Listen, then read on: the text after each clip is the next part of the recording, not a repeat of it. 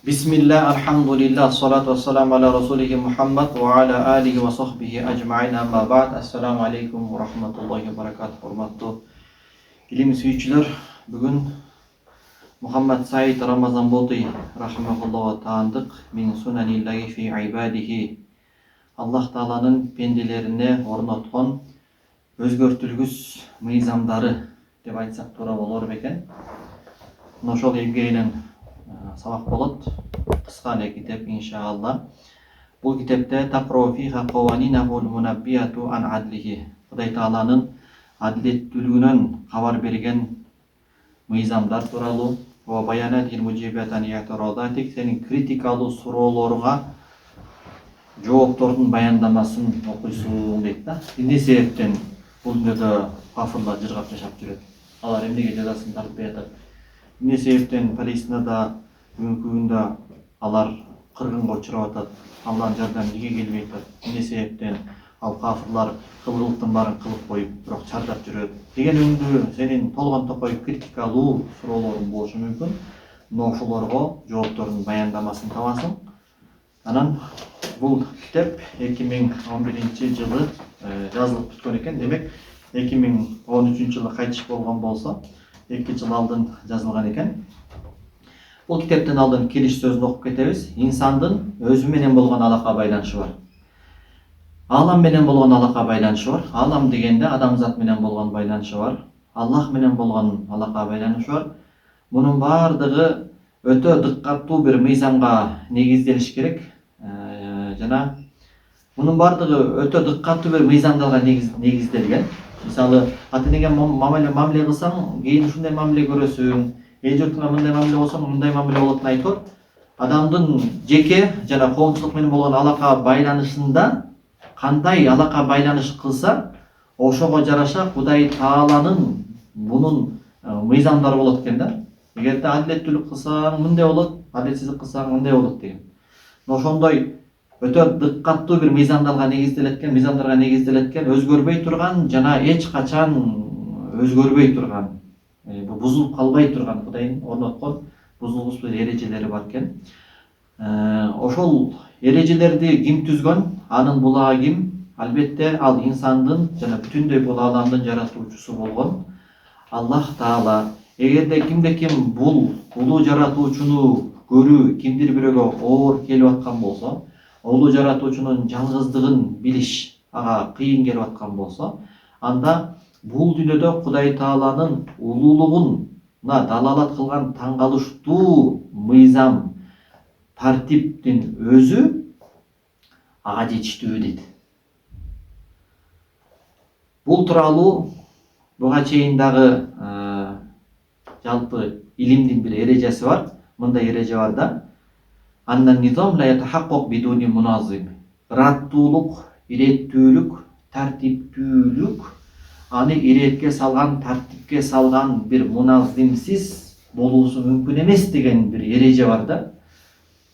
Бул логикага сыя турган белгилүү нерсе. Кайсыл жерде башаламандык болсо, анда ал жерде устанын жок экендигинен кабар берет. Кайсыл жерде ошол башаламандыктын каршысында ушундай чейин жеткен дыккат, тартиптүүлүк, иреттүүлүк, ушундай бир ырааттуулук жүрүп аткан болсо, анда ал жерде устанын бар экендиги, ошол тартиптүүлүктү, ырааттуулукту орноткон бир муназимдин бар экендиги айдан ачык белгилүү болот го дейт. Но ушул мыйзам, мен Кудайды тааныбайт экенмин, Кудайдын бир экендигин да билбейт экенмин дегенге ошол мыйзамдын өзү жетиштүү дейт. Бул ааламды карагын, кандай ыраттуу кетип атат. Жердин тартылуу күчү канчалык ушундай эсептелген, бир аз шкаласы көтөрүлө турган болсо, биз космостон учуп кала турган болобуз. Бир аз шкаласы ылычып келе турган болсо, жабышып кала турган болобуз. Планеталар ушундай айланып жүрөбүз. Бир аз нуктарын өзгөрө турган болсо, бири-бири менен кагышып, ааламдын кыяматы башталып, ташталган чыгат. Мына ушул жетиштүү дейт. Анан бул ааламдын мыйзамдары, хизметтүүлүгү, ыраттуулугу Куранда кандай деп айтылган? Куранда сунан деп айтылган. Сунан деген бул сүннөт дегендин көпчүлүгү. Сүннөт деген бул эмне десе, ан-нахжу даималлази ла ятахаллаф, өзгөрбөй турган, кечикпей турган, ар дайым болуп турган бир кубулуштар. Качан эле Кыргызстандын 4 мезгили алмашып Мекке болуп калдык эле. Келатып күз болбой, жайдан кийин дароо кышка өтүп кеттик белек. Жалбырактар саргарбай туруп, сразу эле кыш болуп калды белек. Качан эле мыйзам өзгөрүп, минусовой погода болгондо суу тоңбой калды эле, плюсовой болгондо ошол тоңуп калган муз эрибей калды эле. Күн чыкса жарык болот, күн чыкса кантип караңгы болуп турбас. Булуттар какталса дагы жарык болот. Күн баткандан кийин караңгы болот, ай толгон ай чыгып келсе дагы. Мына ошол аламда өзгөрбөй турган, ар дайым кайталанып турган кубулуштарды Куран тили менен сүннөт деп аталынган, көпчүлүгү сунан деп айтылат. Кудай Тааланын сүннөттөрү өтө көп жана түрдүү.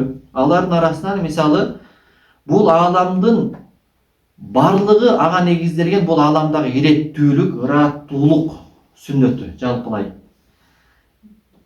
Жалпы бул ааламдын барлыгын камсыздап турган ыраттуулук. Тиги адам көзү менен көрүп болбогон микроскоп жана ушундай заманбап техникалардын жардамы менен миллион эсе чоңойтуу менен көрүнгөн микроб, вирус, бактериялардагы ыраттуулук, алардагы орнотулган мыйзам, закондордон тарта тиги ааламдагы асман жер ортосундагы шамал, асман жер ортосундагы планета, галактика, жылдыздар, мына ошолордогу бардык болуп жаткан ыраттуулук, тизмектүүлүк, иреттүүлүк мына ошол Кудай Тааланын сүннөттөрү.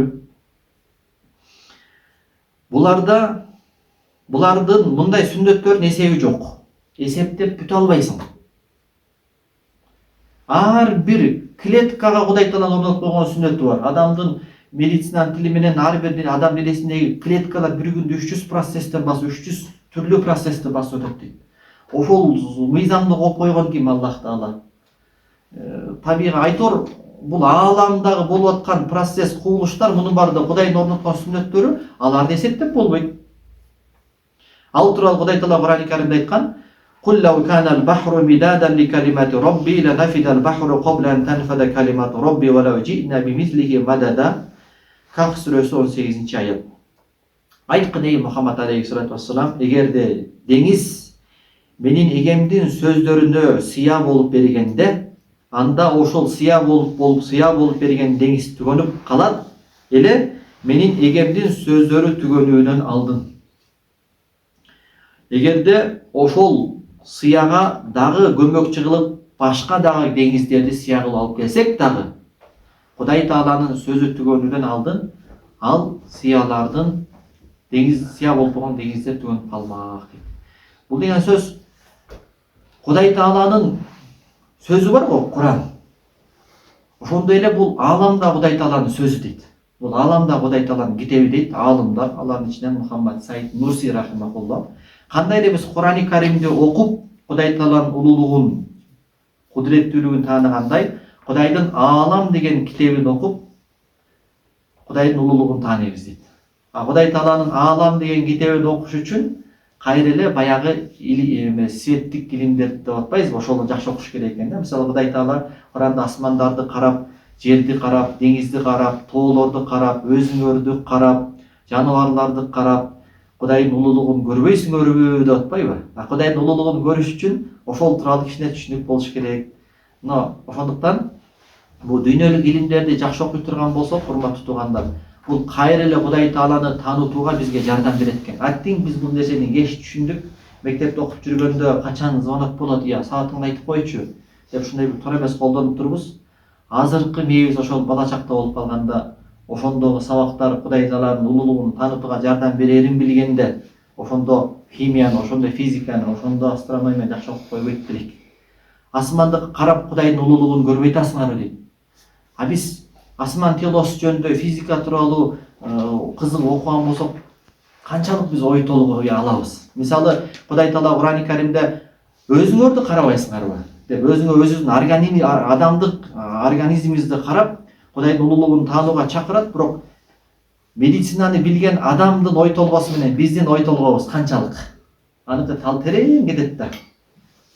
Мына ошондуктан бул ааламдагы сүннөттөр, мыйзамдар, жаратылыштагы кубулуштар, андагы ыраттуулукта Кудай Тааланын сөзү катары бизге абал тилинде мени окугун, мен Кудай Тааланын улуулугун көргөзүп берип аткан Кудайдын сөзүмүн деп турат экен да.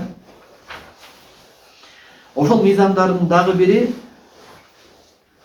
Кудай Тааланын пенделери менен болгон мамилеси.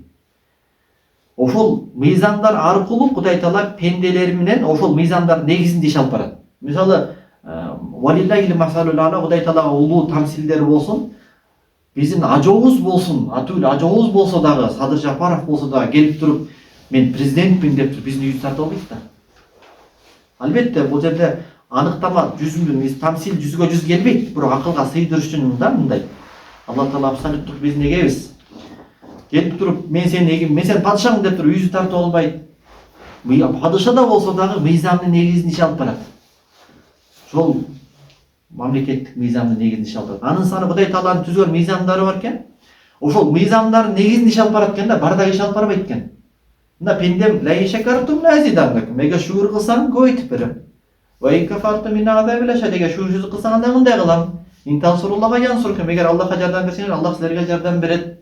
Адамдарга бекен болот деген өңдү иштесең, иштейсиң. Аракеттин, эмгектин сыйлыгы байлык, жалгоолуктун сыйлыгы кедейлик деген өңдү Кудайдын мыйзамдары бар экен. Ошонун негизинде иш алып барат экен. Эми бул жерде эгер көңүл бура турган болсом, мен бул жерде Кудай Тааланын пенделери менен ошол мыйзамдардын талабынын негизинде иш алып бара турган мыйзамдар тууралуу, сүннөттөр тууралуу кеп кылгым келип жатат. Ааламга орноткон, ааламдын сакталуусуна негиздеп койгон мыйзамдар тууралуу кеп кылбайм, анткени алардын саны жок дейт. Кантип жер сакталып турат, кантип адам жашоосу сакталып турат, кантип жүрөгү согуп атат, бул тууралуу кеп кылбайм дейт мен. Анткени булардын саны жок дейт. Менин кеп кыла турганым ошол пенделер менен болгон алака байланышындагы сүннөттөр тууралуу кеп кыламын. Ал эми дүйнөдө Кудай Тааланын пенделерин орноткон мыйзамдары бул саналуу жана чектелген дейт. Анткени ал мыйзамдар инсандын бул чектелген убактылуу дүйнө жашоосундагы иш аракеттерине байланган дейт. Адамдын дүйнөсү чектелгендиктен жана анын дүйнөдөгү иш аракеттери дагы чектөө болгондуктан Кудай Тааланын ал пенделерге болгон мыйзамдары дагы саналган жана чектелген дейт. Мен бул жерде ошол Аллах Тааланын сүннөттөрүн, пенделердин болгон сүннөттөрүн баяндап берүүнү өзүмө милдет деп билдим. Жана анын ишке ашуусу кандай өңүттө болот, жана жеке инсандын жашоосунда болсун, коомчулуктун жашоосунда болсун, ошол сүннөттөр, Кудайдын орноткон сүннөттөрү кандай негизде ал ишке ашат, ошол тууралуу кеп кылып берүүнү мен өзүмө милдет деп билдим. Биз билгендей, Кудай Тааланын сүннөттөрү бул бекемделген, орнотулган жана ар дайым уланып турат, өзгөрбөйт. Бул Кудай Тааланын чечкиндүү, кайталанган буйругу менен болгон. Астайду билла. Мисалы, Суннатуллахи лати кад халат мин кабл ва лан таҗида ли суннатиллахи табдила. Фатх сүрөсү 46-47 аят. Аллах Тааланын буга чейинки үммөттөргө да орнотуп койгон сүннөттөрү. Ал Кудай Тааланын сүннөттөрүндө сен орун алмаштыруу, өзгөртүүнү таппайсың. Башка бир аят, астайду билла, сунната ман кад арсална каблака мин русулина.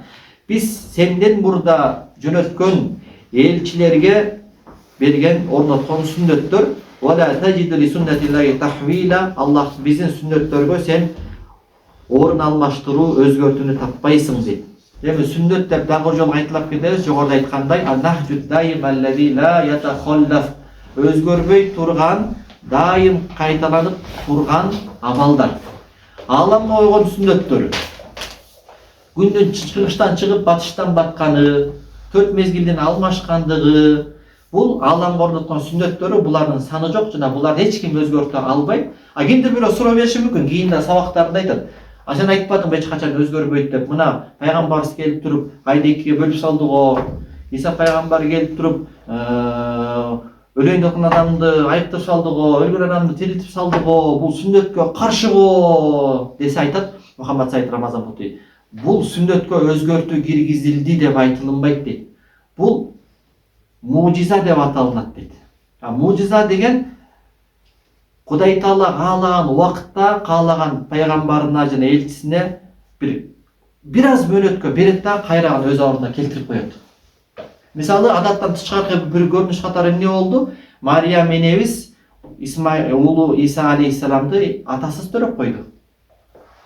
Бул Кудай Тааланын сүннөтүнө табдил, өзгөртүү киргизилди деп айтылынабы? Жок дейт. Мына мындан кийин ким кааласа атасы жок эле Мариямды болуп төрөп алсын деп койгон жок. Бир Мариям энебизге болду, андан кийин эч кимге бул окуя кайталанган жок. Бир жолу айды бөлдү пайгамбар, андан кийин эч кимге кайталанган жок. Сүннөт деген мындай да, өзгөртүү деген бирөөнү бирөтөлө өзгөртүп салыш да. Мисалы, партанын өңү жаккан жок, ак кылып койгулачы деп туруп акка сырдатып салдык.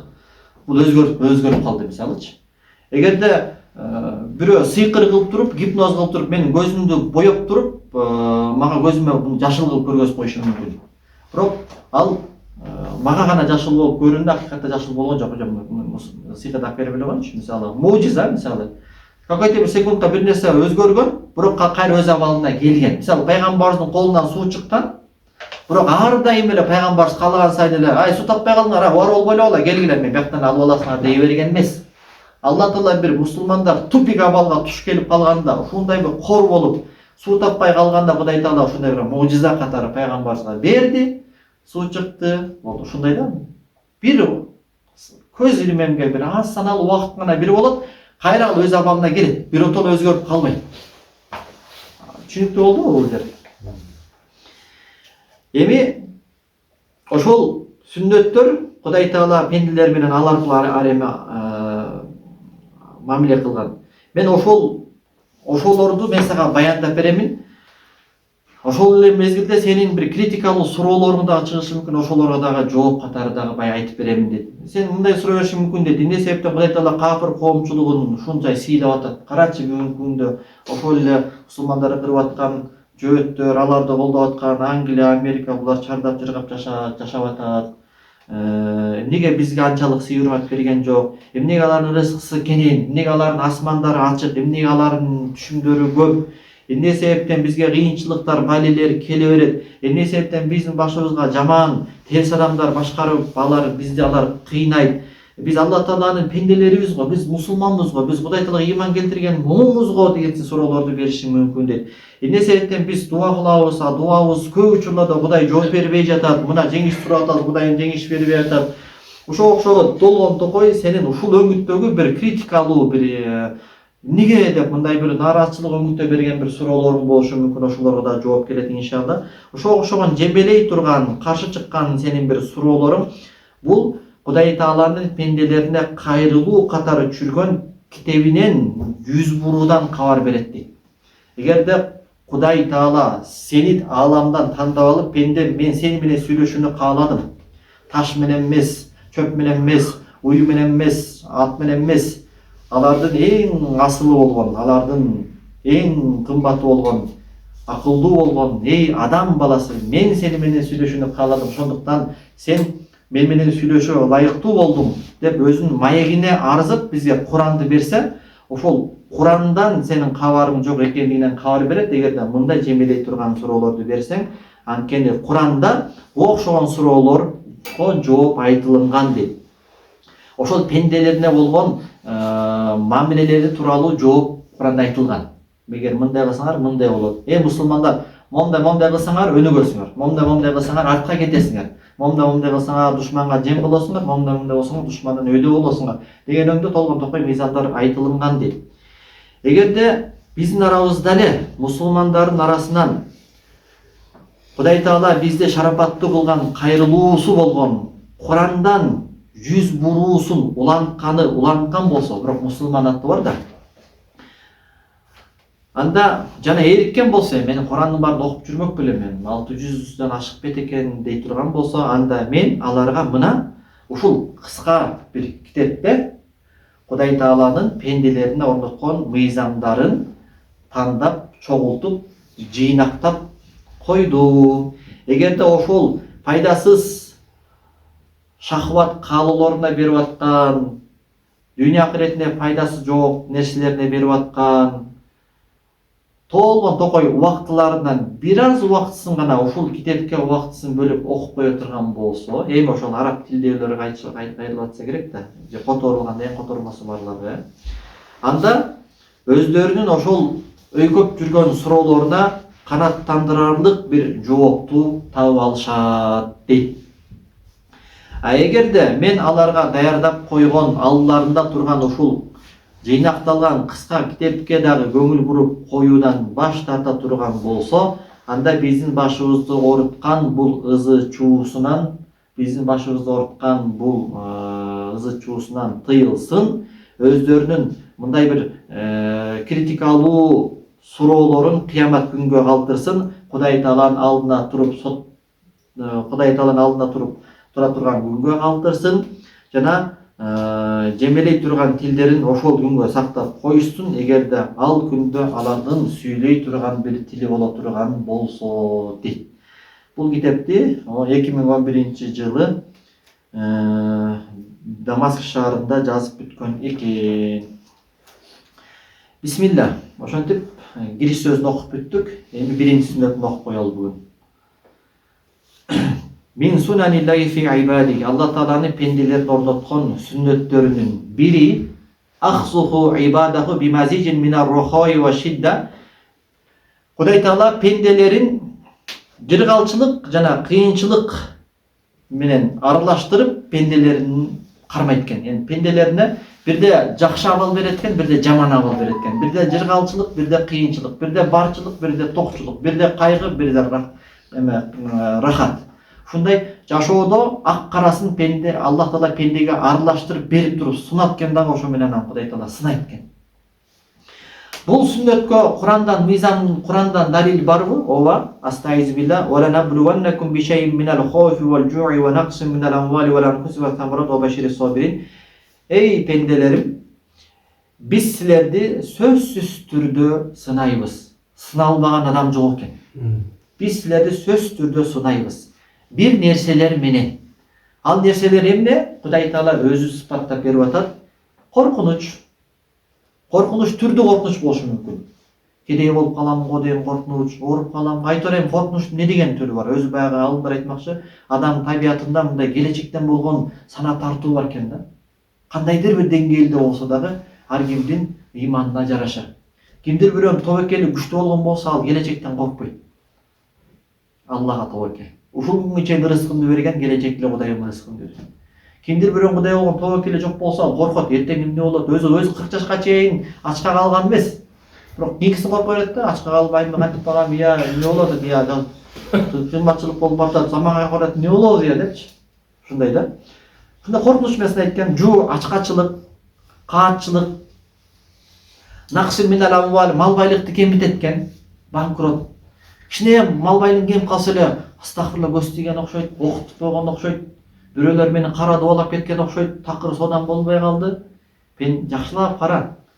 Балким кара дуба, анын да өзүнүн мыйзамдары бар. Бирок билип койгон, нақсын минал амвал, Кудай Таала сынайын деп атат. Мал байлыгыңды кемитип, банкрот кылып, анфус жакындарыңды алып кетип, бир туугандарды алып кетип, самарот мөмө жемиш, тала, эгин-тегиндерге апаат жөнөтүп, баширис сабирин, мына ошондой сыноо учурлар келгенде сабыр кылгандарга сүйүнчүлөгүн дейт.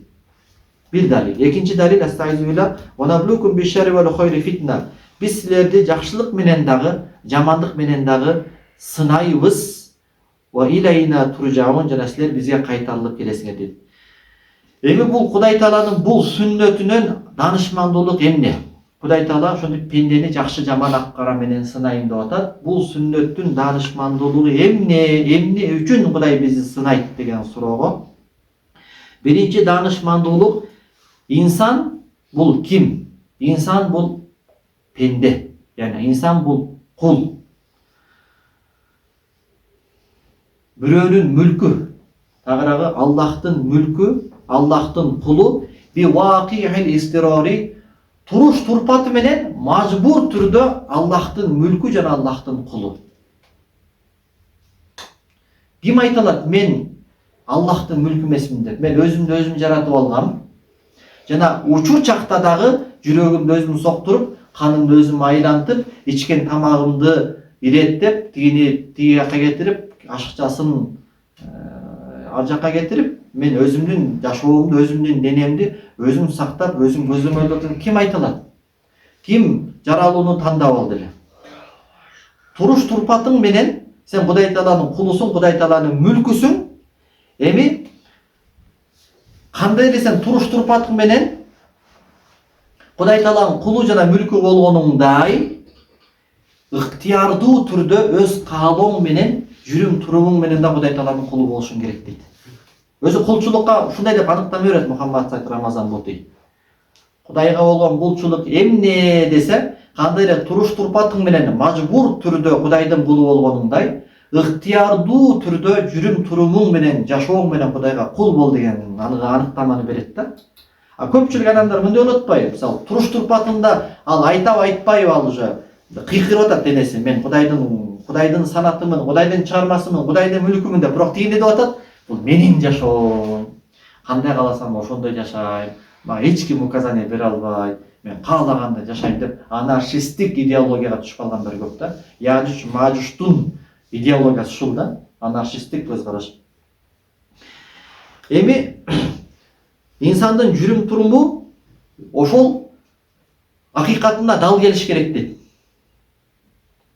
Куду менен адамдын денеси кийимине дал келгендей. Ким эле тар же ар бир адам, аял эркек болсун, чоң кичине болсун, өзүнүн акыйкат болгон денесине ылайыктуу болгон өлчөмдөгү кийимди кийгендей, сен акыйкатыңа шайкеш келишиң керек дейт.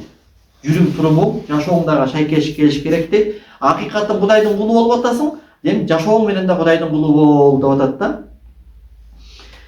Инсан көптөгөн сыпаттары менен, көптөгөн жакшылыктардын убайын, көптөгөн сыпаттардын убайын көрөт. Эми сыпаттар дегенде угуу, көрүү, жазуу, окуу, жүрөктүн согуп атканы, муну баарды чоң жакшылыктар, ошонун убайын көрүп атабыз. Бул нерсенин биринде дагы пенде өз ыктыяры менен кылып аткан жок. Мен өз ыктыяры менен жүрөгүмдү соктурбай элем, өз ыктыярым менен тилимди сүйлөтпөй элем. Ооба, мен сүйлөөнү тандап алып атам, бирок сүйлөөнү Аллах жаратып берип атат да. Мен акылдын убайын көрүп атам, ойлонуунун, элестетүүнүн убайын көрүп атам, бирок буну кантип иштетиш мен билбейм. Акылым кантип иштеп атат? Фантазиям кантип иштеп атат? Абсолюттук нөл. Демек, бул сеники эмес. Өз каалооң менен сен башыңа эгип алган эмессиң, жана аны сен сактап да кала албайсың. Канча адамдар картайганда сөзсүз түрдө одон айтканда алжыйт. Баягы жаш кезиңдеги акыл жок, жаш кезиңдеги зээн жок. Сүйлөө нематы менен убайын көрүп атасың, бирок сен аны өз ыктыярың менен жаратпай элесиң. Ал сен сүйлөгөндө голос кантип пайда болуп атат? Бул аба толкундары кантип пайда болуп атат? Ишиң жок, аны башка бирөө жаратып берип атат. Сен көрүп атасың, кантип көрүп атасың билбейсиң, угуп атасың, кантип угуп атасың билбейсиң. Кантип угуп аткан процессти айтып берчи. Mesela kim айтып бере алат? Мен монтип угуп атам, анан монтип атомдор келип, анан монтип үндөр келип, ким айтып бере алат? Ден соолук, мунун баардыгын сен өз ыктыярың менен алып келген эмессиң дейт. Жана мунун баарын сактап да кала албайсың дейт. Bir gün gelip Kuday Taala seni dен соолукту алып коет. Bir gün gelip жаштыкты алып коет. Кудай сактасын, көздү алып коет. Кудай сактасын, кулакты алып коет. Мунун баардыгы кандай ыктыярсыз түрдө сага келгенде, ыктыярсыз түрдө сенден кетип калуусу мүмкүн дейт. Демек, инсан бул ошол сыпатты ага ким орноткон болсо, жана ошол сыпаттарды ким иштетип берип аткан болсо, ошонун кулу, ошонун мүлкү. Кудай Таала каалаган убакта пендеден ал сыпаттарды тандап алат. Демек, инсан өзүн өзү эмес экендиги, бирөөнүн мүлкү, бирөөнүн кулу экендиги бул айдан ачык, акыл менен деле бул маалым дейт. Эми ушул инсандын эгеси ким? инсанга ушул турпакты берген жана ушул сыпаттарды берген кожоюн ким? Албетте муну илим муну айтып атат дейт. Куранга кеп кылганды Куранда айтпай элемин дейт. Сүннөттө айтпай элемин дейт. Илим бар го, илим деп төш какканда ошол светский илим деп коебузбу? Илимдин эрежеси өзү ачыктап атат. Демек бул ааламдын жаратуучусу, анын ичиндеги сени кошкоп бул Аллах экендигин айтып атат. Бул тууралуу мен Кубрал Якиниятил Кауния деген акыйда эмгегимде жана Ат-Таарруф ала Зат адам өзүн таанысын деген эмгегимде илим кантип бул ааламдын жаратуучусу Аллах экендигин далилдеген мен баяндап өткөнмүн дейт да. Демек инсан Алла пенденин ушул затын жана сыпаттарына ээ болгон, биздин затыбызга дагы ээ болгон Аллах, биздеги сыпаттарга да сыпаттардын дагы ээси Аллах, ошонун пендеси мүлк экендиги бул анык болду, маалым болду. Демек ошол затты таануусу дагы важип дейт. Ал затты тааныгандан кийин өз ыктыяры менен кандай туруш турпатында Кудай Тааланын пендеси жана мүлкү болгон болсо, ыктыярдуу түрдө өз каалоосу менен жашоосунда ошол өзүнүн эси болгон Аллахка кул болуш ага дагы важип болот дейт да. Эми Кудай Тааланын пенденин инсанга болгон өз ыктыяры менен болгон жашоодогу жүрүм турумдагы кулчулдугу кантип ишке ашат? Макул, сен айтканыңа көндүм. Талашсыз мен Алла Тааланын туруш турпатында анын мүлкү экенмин. Ошонун чыгармасы экенмин. Макул, сен айтканыңа көнөйүн. Ыктыярым менен, каалоом менен жашоомдо ошол затка пенде болоюн, ошол затка кул болоюн деп айта турган болсо, ошол кулчулук кантип жашоодо көрүнөт? Кантип ал ишке ашат? Мунун жообу эки нерсеге баш ийүү менен, эки нерсени аткаруу менен сенин кулчулугуң көрүнөт дейт. Биринчиси, ашукру лаху индар рухо. Ошол зат сага жыргалчылык бергенде, кененчилик, токчулук, молчулук, ден соолук, айтып койчу, позитив жашоодогу жакшылыктын кайсыл гана түрүн бергенде, анда шүгүр. Алхамдулилlah. Wasabru индар иптила, кыйынчылык берип сынаганда сабырдуулук. Шүгүр деген бул эмне десе караңыз, урматтуу туугандар, муну жазып алсаңыздар да болот. Көбүнчө шүгүр дегенде балким мындай деп түшүнүшүңүз мүмкүн. Тил менен жана жүрөк менен. О Кудай шүгүр, алхамдулилlah. Бирок жакшы аныктама берип берип, ва шукру хуа сарфу ни'ам аллати тафиду илейхи лима яттафиqu ма мардатилlah. Пендеге Аллах Тааладан келген бардык кайсыл гана жакшылык болбосун, ошону Кудай ыраазы болгондой иштетиш бул шүгүр дейт. Пендеге Кудай Тааладан келген кайсыл эле жакшылык болбосун, ошол жакшылыкты Кудай ыраазы болгондой иштетүү бул шүгүр дейт. Кудай Таала ден соолук берди, мансап берди, кадыр-барк берди, байлык берди, илим берди, талант берди. Ошону Кудай ыраазы болгондой иштетсең, бул шүгүр дейт. Жашооң теңирден тескери. Кудай менен ишиң жок. Бирок тилиң менен шүгүр. Албетте, бул да кандайдыр бир деңгээлде шүгүрдүн бир процентин аткарып атат. Бирок жашооңдо, кыймыл-аракетиңде шүгүр жок болуп атат. Бирөөгө кутка подарок этсең, элементарный. Өзүң өөп чыттап, анча-мынча ыраа көрбөгөн жакшынакай бир куткаңды бирөөнү сыйлап, ушул кийип алсынчы деп подарок этсең, тили менен рахмат деп туруп, мындай карасаң, банясында жатса отко жага алам деп. Кандай болосуң мисалы?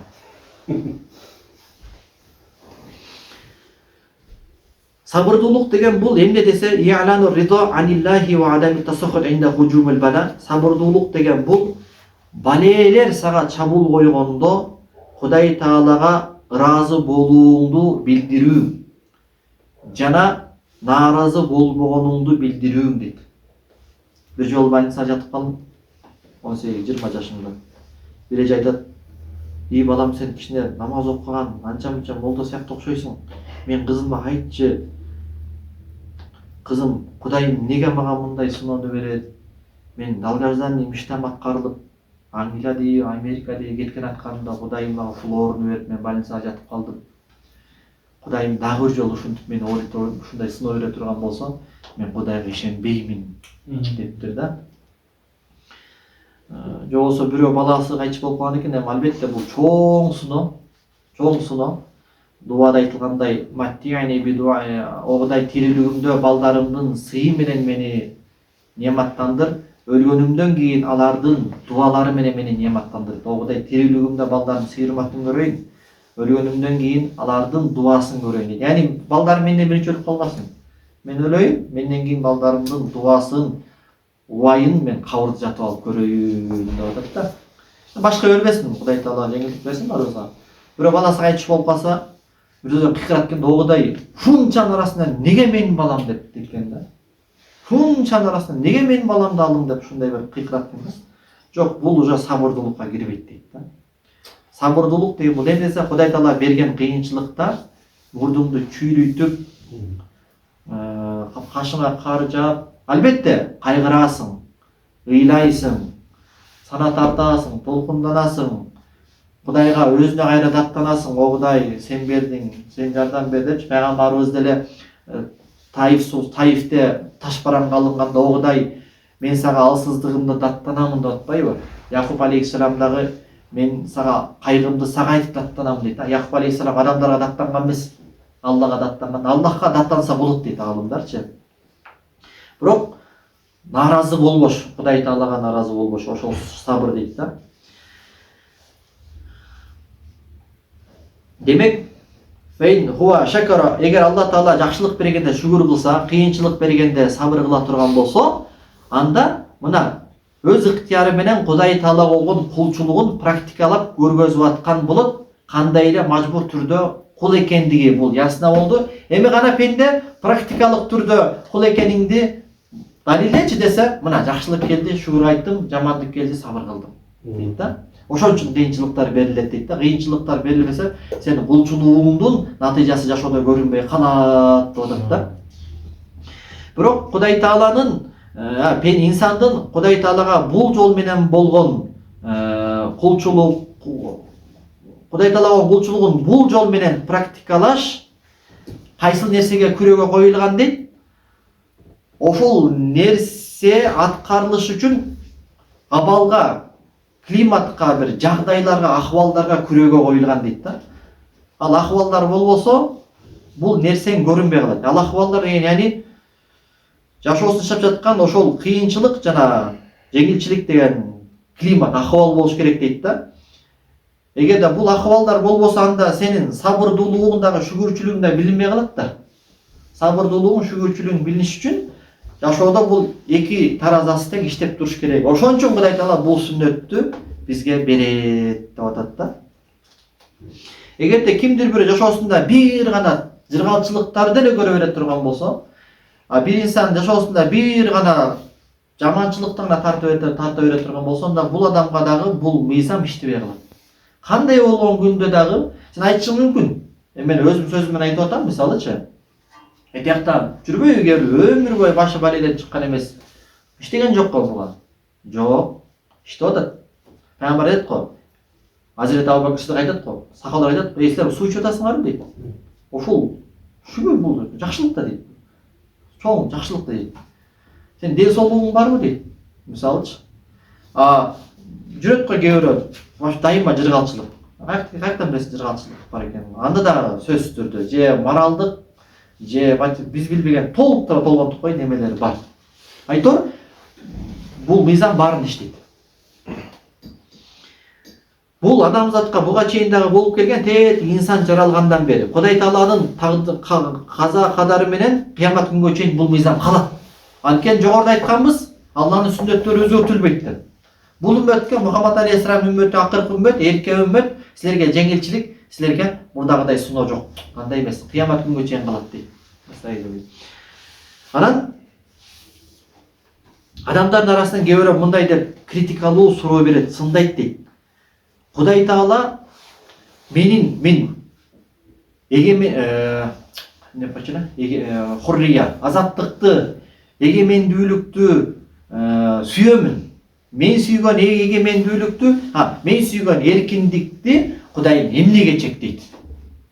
Мен эмнеге мен сүйгөн эркиндигимен чектелишим керек? Мен өз каалоолорумду, өз шахватым каалаган, нафсим каалаган, эмнени кааласам ошол нерселеримди өтөйүн деп келатканда эле анан бирөөнүн мыйзамдарды угуп, эмнеге ошол жыргалчылыктар болгон каалоолорумду чектеп, мен сүйгөн эркиндикке мен бөгөт коюшум керек деп бүгүндө феминисткалар, масондор жана алардын пропагандасынын негизинде алдырган адамдар ушундай суроо берип атат да.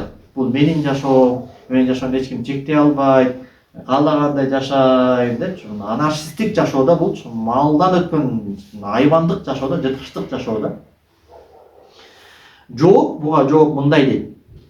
Инсан ошол эркиндигин өзүңө окшогон, өзүң теңдүү, өз классыңдагы адамзатка бул эркиндигиңди каалагандай, буруп айтканда качать эте бер дейт. Бул эркиндик сенин колуңда ушундай толугу менен турат. Бул эркиндигиңди Кудайга болгон кулчулугуң жана жашооңдо Кудайга пенде болуп, кул болуп жашооң бул эркиндигиңди кыпындай дагы чектеп койбойт дейт. Яни мен Аллага кул болуп жашай турган болсом, анда мен баягы өзүм каалаган эркиндигим чектелип калат экен. Жок, андай эмес эч качан дейт. Бул эркиндигиңди шарият, Кудай эч качан чектеп койбойт дейт. Өзгөчө адамзат менен болгон мамилеңде. Тескерисинче, Кудай Таалага болгон кулчулугуң сенин эркиндигиңди коргойт, сактайт башка душмандардан дейт. Адамзаттан алар сенин сага акарат келтирүүсүнөн, сага эркиндигиңе доо келтирүүсүнөн тескерисинче Кудайга болгон кулчулугуң ал эркиндигиңди сактап берет дейт. Эч кимге белгисиз эмес дейт. Баарына маалым болгон нерсе, инсан качан Кудай Тааланын пендеси экендигин, Кудай Тааланын кулу, анын мүлкү экенин жана анын гана мүлк экендигин анык билгенден кийин Аллахтын пенделеринин арасынан эч ким ага өйдөсүнүп, ага өзүнө ээрчитип, ага бир өкүмдар кыла албайт. Буга толгон окуялар көп. Ооба, бир мекемеде ишкер болуп, ал жердеги шефтин буйругун аткаруу деген бар. Ансыз мекемеге зыян келтиресиң. Өзүңө ар кимдин өзүнүн деңгээлдери бар. Директорго баш ийбесе анда кандай иш болот? Ал белгилүү нерсе да. Бирок мисалы ал мусулман адам мисалы менин күнүм ушул шефке байланган, кой ушул шефтин көзүн карайын, айтканын кылайын, анча-мынча шариатка дал келбеген буйрукту берсе дагы мунун буйруктун аткарып коеюн, анткени бул мен эртең жумуштан айдап кое турган болсо, мен кантип багам үй бүлөмдү, кантип жашайм деп калышы мүмкүн да кимдир бирөөчү. Жашоосун, ырыскысын, күнүн ошо шефине байлап алган болушу мүмкүн да. Кудай Тааланын кулу экен. Мени жараткан Аллах. Мага рызкы берип аткан Аллах. Менин күнүм Аллахка байланган. Менин күнүм буга байланган эмес деп аны билген адам тигил адамчалык жан дүйнөсүндө кул болбойт да. Тигил адам психологиялык түрдө кул болуп калышы мүмкүн. Аша-чаап, патхалимдик кылып, мисалычы, коркуп дегендей. Бул адам коркпойт, өз ишин кылат. Айдай берсе, Кудайым турат, рызкыны башка жерден көрөм деп ишин кылып кете берет. Ал эми Кудай Таала болгон кулчулуктан эркиндикке чыгыш дегенди элестетиш. Эми Кудайга болгон кулчулук бул деген бул. Жок, мага эркиндик керек деп Кудайдын кулчулугунан эркиндикке чыгышты кыялдануу дейт. Бул адамзаттын аңкоо бир каалоосу дейт. Элесоо бир каалоосу дейт. Элестет дейт. Илахи буйрук, Кудай Тааланын буйругу адамдарга кайрылып мындай дейт да, мисалычы. Макул пенделерим, мага болгон кулчулуктан эркиндикке чыгууну каалаган эй адамдар, макул. Лакум ма тухиббун, силер каалаган нерсе болсун, силер мага кул болбой эле койгула. Канчалык күчүңөр жетсе, ошончолук мага болгон кулчулуктан өзүңөрдү эркиндикке чыгарып алгыла деп айтса. Кайсыл адам карылыктан өзүн куткара алат. Кайсыл адам жачына түшкөн актыктан өзүн куткара алат. Ким өзүнүн денесин, организмин ага чабуул койгон вирустардан, бактериялардан коргой алат. Мисалы, эмне себептен салаватты монтип айтабыз? Мондай салаваттын түрү бар. Аллахумма солли ва саллим аля сайидина Мухаммадин биадади даи ва дава. О Кудай, пайгамбарга оорулардын санынчалык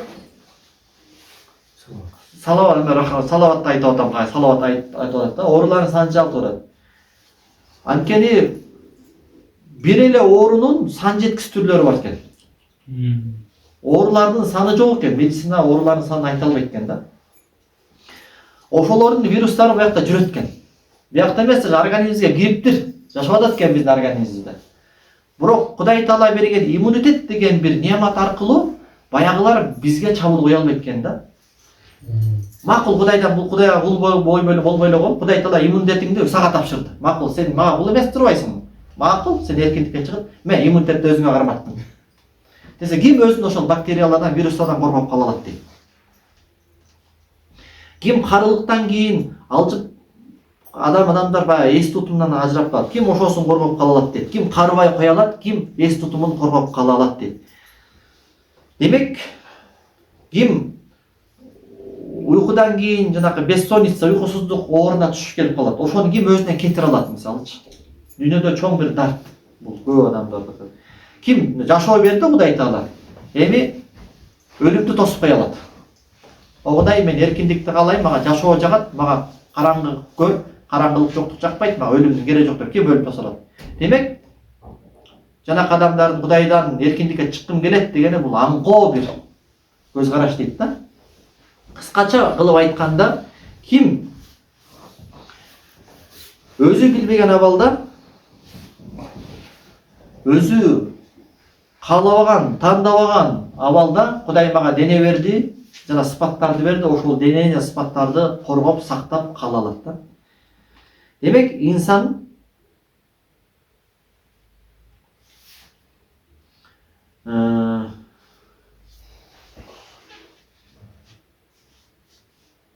мындай чечимге келген адам болгон өзүнүн ишке ашкыс бир кыялынын туткуну болуп гана жашап күн өткөрөт дейт. Ишке ашкыс кыялынын туткуну болуп гана жашап күнүн өткөрөт дейт. Ооба, инсан тилек кылганга, орусча айтканда, мечтать эткенге, алдына максат койгонго укугу барбы?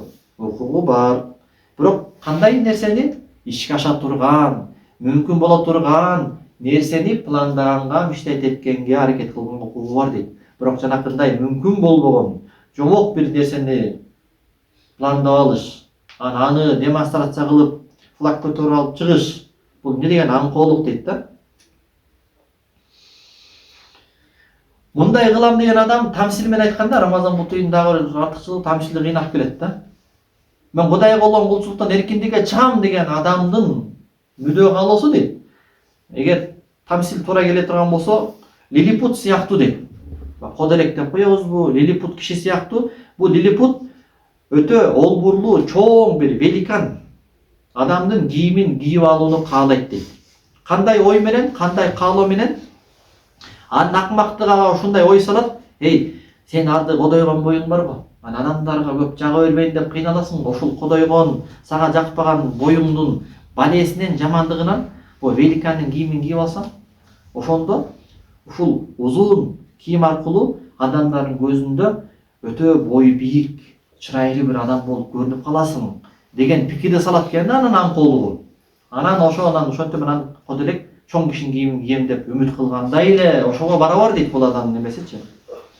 Ошол адамзат бүгүнкү күндө эркиндик деп кыйкырып жаткан уран дейт. Бул дейт, чындыгын айта турганда, Кудай Таалага кул болуу менен гана ишке ашат дейт. Ошол Кудай Таалага болгон кулчулук дейт. аны чыныгы эркиндикке чыгарат дейт. Мына Куранда айтып атпайбы астайзибилла. Кул я ахлал китаб та'ала ила калиматин саваин байнана ва байнакум алла нa'буда илля Аллаха ва ла нушрика биги шай'ан ва ла яттахида бa'дуна бa'дан арбабан мин дунилла. Ушул сабакты бүтүрөлү, мына аятты айтып коеюн, аны уланталы. Кийинки сабакта мындай дейт. Айткын эй Мухаммад алейхиссалату вассалам, эй китеп ээлери, эй христиандар, келгиле. Орток bir сөзгө келели. Силерге да эмес, бизге да эмес. Орток bir сөзгө келели. Силерге дагы, бизге дагы выгодный боло турган bir орток жалпы bir сөзгө келели. Жалпыбызга пайда. Алгандай, келгиле. Эй христиандар, эч Кудай Тааладан башка эч кимге сыйынбайбыз. Бир гана Кудайга сыйынабыз. Жана Кудайга эч кимди шерик кошпойбуз. Жана Кудайга эч нерсени шерик кошпойбуз. Жана бирибиз Кудайды таштап Кудай кылып албайбыз дейт. Бири-бирибизди Кудай кылып албайлы дейт да. Дегенде сахабалар сурат да, я Расулалла, алардын поунда деле сыйынып кеткенин көргөнүбүз жок. Кандай десе, ахли китап христианство өзгөрүп кетти да. Иудаизм да өзгөрүп, жөөттөр дагы ахли китапка кирет да. Ошол китептеги аалымдар булар Алланын өкүмдөрүн өзгөртүшкөн да. Анткени себеби Куранга окшоп Библия, Инжил жана Тоорот Кудай Таала муну мен кыяматка чейин сактайын деп кепилдик алган эмес. Ошондуктан булардын китеп аалымдары дүйнөгө берилип кеткендиктен мансаптуулар жана акчалуулар келгенде алардын акчасына алданып, мансабына таасирленип өкүмдөр өзгөртө берген. Адалды арам кылып берген, арамды адал кылып берген. Ошентип анан бурмаланып кеткен. Ошентип хакимият Аллага гана таандык да, акыйдада айтылат да. Эч ким бул адал, бул арам деген бул Кудайга гана таандык, шариатка гана таандык. Эч ким Кудайдын адалын арам, арамын адал дей албайт да. Бул Кудайга таандык гана атрибут. Ошол молдолорун Кудай кылып алып атпайбы? Келет, ал молдолору, молдо дебейинчи, ошолор поп дейбиз, нес дейбиз, өзгөртүп берген да, мыйзамдарды өзгөртүп берген. Ошентип Кудай кылып алышкан. Анан негизи эле баягы адам буга чейин дагы Аль-Хуббу фил Куран деген сабакта айтылганда, Курандагы сүйүү деген темасындачы, Алла Таала пендеге жан дүйнөсүнө 3 сезимди берген дейт. Бардык сезимдер ошо 3 сезимге барып такалат дейт да. Адамды түртө турган сезимдер, ал жакшы көрүү сезими, сүйүү сезими, адамды качыра турган сезимдер, жаман көрүү, коркуу, жек көрүү, анан ижлал, сыйлоо, урмат, анан чоокусу барып, пик барып, ибадат кылып, сыйынуу сезимдерин берген дейт да. Бул сезимдерди каалайсыңбы, каалабайсыңбы, жашооңдо колдоносуң дейт. Ошол сыйынуу сезими инсанда бар экен. Каалайбы, каалабай инсан аны бир жака сарттайт экен. Ошо Куранда келет, өз нафсисин Кудай кылып алгандан дагы өткөн адашкан адамды көрдүңбү дейт да. Бир адам сөзсүз түрдө айтпады эле. Же эң чоң тарбия болгон Курандын тарбиясы менен жол көргөзгөн пайгамбардын артына түшүп иш кылат дейт. Эгер ал жок болуп калса, ошол жашаган аймагына таасирленип, каада салт, үрп адат менен иш кылат дейт. Эгер ал да жок болуп кала турган болсо, мамлекеттин мыйзамы менен иш кылат дейт. Мамлекет муну кыласың, кылбайсың деп көргөзмөйт. Ал жок болуп кала турган болсо, анда кайсы нерсага жол көргөзүүчү болот десе, мынау жердеги нафсиси болот дейт. Нафсиси мынау мага жагат десе, ошонун артынан зеленый кетет экен. Эч бир тосмо кызыктырбайт. Мынау нерсе мага жакпайт десе, кылбай болот экен да. Ошондуктан бул жерде айтып атат,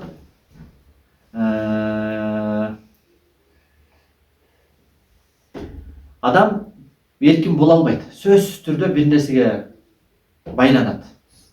Же Аллага, же Алланын кулу болот, же нафсисинин кулу болот, же шайтандын кулу болот, же айтор ушундай да. Биринчи сүннөттү бир дарс менен бүтүрүп саламга деп ойлодум эле. Эми сабак менен толуктап коелу. Allah razı olsun. Subhaneke ve bihamdike ve neşhedü en la ilahe illa ente nestağfiruke ve natubu ileyk.